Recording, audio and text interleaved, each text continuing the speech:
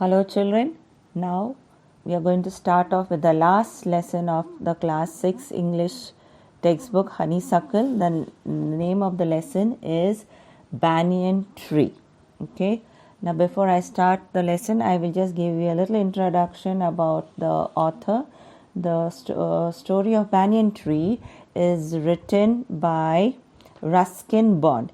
He is actually a British origin with an Indian citizen, who's an Indian citizen with an Indian citizenship, and he is still alive, and he continues, and he's staying in Missouri. Okay. Now, this author Ruskin Bond, he always writes story related to nature, and always his stories are quite interesting to read. This story is also a little interesting to read. So now here in this story, he gives reference to animals, and here the main characters of the story of his is the snake and the mongoose. And we all know that if and when a snake and a mongoose come face to each other, what is the outcome? They are sworn enemies, and they will fight till their death, or till one of them comes out the winner. And usually in most cases it is the mongoose who comes out as a winner in that fight. So the lesson starts on page 124. There you got some introduction there about the snake and the mongoose, the classic drama often seen in India, and the outcome is largely the same. The mongoose is not immune to the venomous bite, but is faster and quicker in motion than the snake. The cobra assumes a posture of defense and attempts to reach the animal by a sweeping strike, but the quick-moving mongoose jumps out of reach and comes at the snake from another direction before the snake can get into a striking position again. This constant movement tires and discourages the snake, and the mongoose is finally able to leap in close and bury its teeth in the snake's neck, usually severing the joints of its vertebra. So here they are given us an account of how a fight takes place between a snake and the mongoose. And here it says that though both are quite swift and quite alert when it comes to fighting, but it says that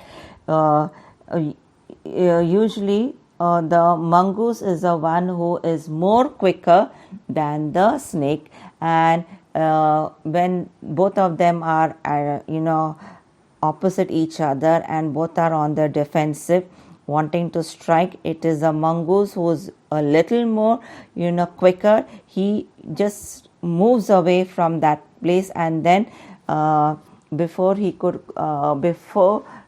the chance for the snake to strike, he comes back and strikes his opponent from a different direction.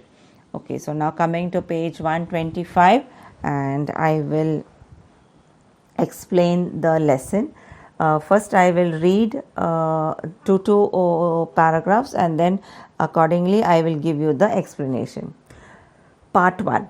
Though the house and the grounds belonged to my grandparents, the magnificent old banyan tree was mine, chiefly because grandfather at 65 could no longer climb it. Its spreading branches, which hung to the ground and took root again, forming a number of twisting passages, gave me endless pleasure. Among them were the squirrels and snails and butterflies. The tree was older than the house, older than grandfather, as old as Dehradun itself. I could hide myself in its branches behind thick green leaves and spy on the world below. So now here in the first two paragraphs, what the narrator, now here the narrator is none other but a little boy. The narrator or the author, this little boy, he was at his grandparents' house, and he claimed that the banyan tree belonged to him, though the house owner were his grandparents. Okay, then he said also that his grandfather was almost 65 years old and now he was unable to climb the banyan tree. So he claimed that the tree is now his. The author felt very happy and joyful to see the opened out branches of the banyan tree, which used to hang from the tree in bunches to the ground. Now, children, you all must have seen a banyan tree, or you all must have observed pictures of the banyan tree. Like, the banyan tree, how it spreads very wide, and the outer roots of the banyan tree, they fall downwards and they go down again into the soil, and that's how this banyan tree keeps on spreading. You find out outer roots of the banyan tree, they become stems again, and then again it goes on. So now the narrator says that he was very happy whenever he would come to the banyan trees, because these roots formed loops. Okay, and in these loops various animals like the squirrels, the snails, and the butterflies had made their homes in in these loops, or of every turn of the loops. The tree was very old, and it was not only according to him, it was not only grandpa's age, but it seemed even to be more older than the house. And according to the little boy, it seemed that the tree was as old as the city of Dehradun. Okay, now coming to paragraph 3. My first friend was a small grey squirrel. Arching his back and sniffing in the air, he seemed at first to resent my invasion of his privacy. But when he found that I did not arm myself with a catapult or air gun, he became friendly. And when I started bringing him pieces of cake and biscuits, he grew quite bold and was soon taking morsels from hand. Before long, he was delving into my pockets and helping himself to whatever he could. He was a very young squirrel, and his friends and relatives probably thought him foolish and headstrong for trusting a human. In the spring, when the banyan tree was full of small red figs, birds of all kinds would flock into its branches. The red-bottomed bulbul, cheerful and greedy, parrots, mynas, and crows squabbling with one another. During the fig season, the banyan tree was the noisiest place in the garden.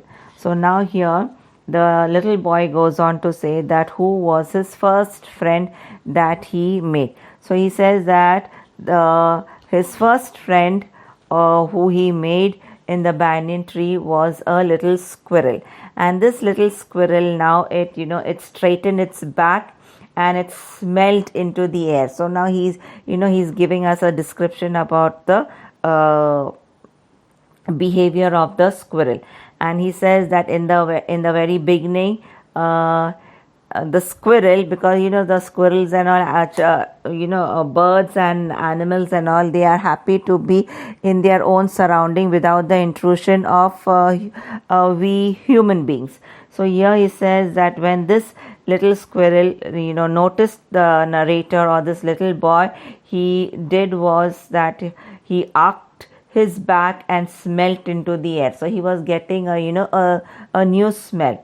And then in the beginning, the squirrel, he did not like the invasion or the presence of a foreign person here, and that means of a foreign being there. So here, because it was as if somebody was intruding into your privacy. So here saying, but then this little squirrel, it became familiar with the narrator's presence there, and he also noticed that this narrator, or this little boy, he was not armed. He did not carry any extraordinary things that would bring harm to the squirrel. and then he became friendly. Soon the author or the narrator, he started bringing him tidbits of food like cakes and biscuits. That means, tidbits means little grains, or the small pieces. The squirrel then started eating small morsels from his hand. Very soon the squirrel started digging into the narrator's pockets for whatever he could find. He was a young squirrel, and the narrator also goes on to tell us that the squirrel's kith and kin, that means the relatives or the elders of the squirrel, were also wondering as to why is it that this squirrel is becoming so very friendly and trusting this little boy who is an intruder for them. Then the narrator also goes on to say that in the spring season, the banyan tree used to be in full bloom. That means the fruits used to appear on this banyan tree, and it seemed to be like they were something like figs, like small fig like things. Fig is another type of fruit which comes on another tree, but he says here also some type of fruits used to appear on this banyan tree. And then he says that when these reddish fruits are there on the tree, that time he sees a variety of birds all seek seek to shade themselves or seek to make their homes in this tree. Different kinds of birds like the bulbuls, the parrots, the mynas, and the crows all used to come and perch themselves or take refuge or come and rest themselves here.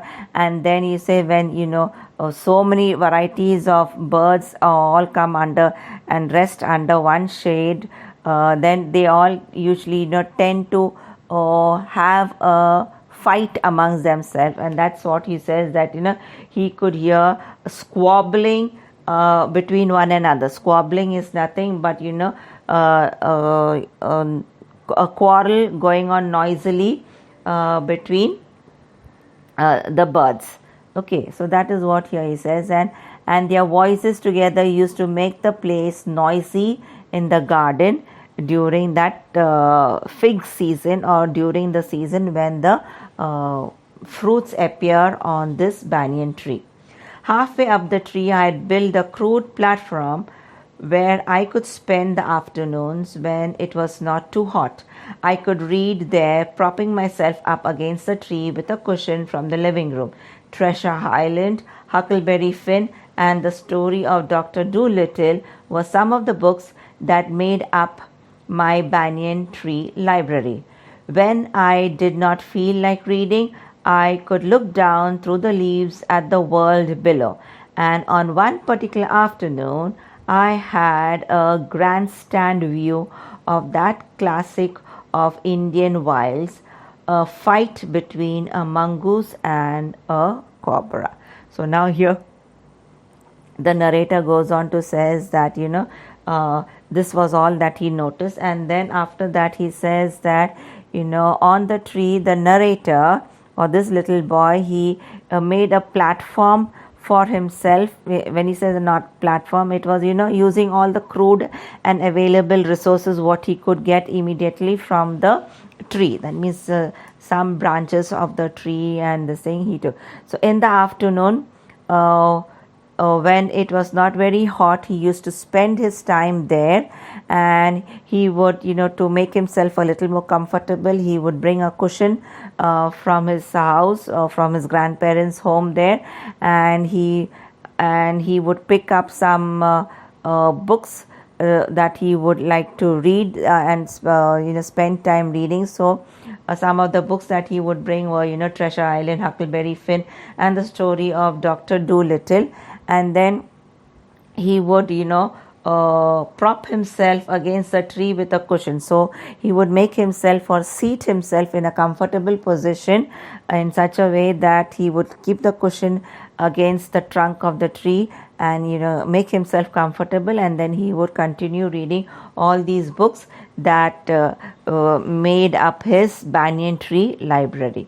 And then he says that if and when he was not in a mood of reading, then he would from that place, it was of course a little above the ground, isn't it, above ground level, so that from that place, that small platform which he made there for himself, he would look down from there and observe all the happenings that would go on around him. And then he says that it so happened that one fine day he was not in a mood to read, so that particular afternoon he had a grandstand view, means a very very clear view of something that was happening right in front of his eyes. And he's saying, and that the classic scene of the fight between two wild animals, and that happened to be the mongoose and the cobra. So children, I'll end my first video here. Now part 2 I'll start off with in the second audio. Okay.